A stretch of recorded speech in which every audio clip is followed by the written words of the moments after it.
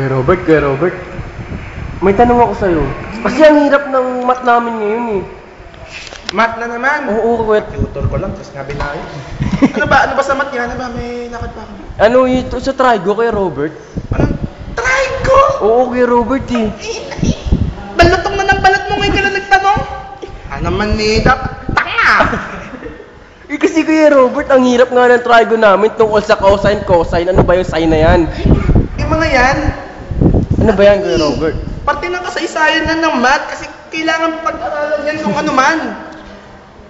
Ano ba yung sa cosine nung kwan? Oo, yung kwan. Ano ba yung kwan, Kuya Robert? Dali kasi cosine, ibig sabihin yan, yung cotangent yan, di ba mga cotangent. Oo, Kuya Di-divide mo Robert. sa simplification ng y, degrees of 45, di ba? Ano square root of Ano ba yung square root, Kuya Robert? Doon ako nahihirapan eh. Square root ba? Oo, Kuya Robert.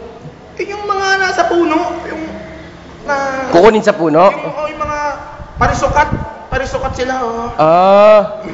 Wala akong naiintindihan, Kuya Robert. Hina naman ang ulo nito, eh.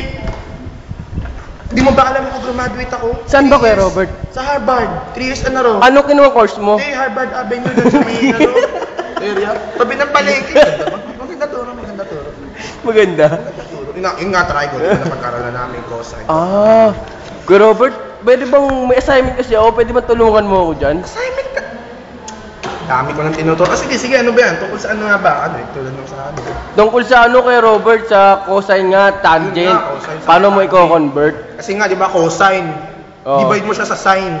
Oo. I-cancel yung sine. Ibalik siya sa 45. 45 plus 50. 6. 9. 4. Yun.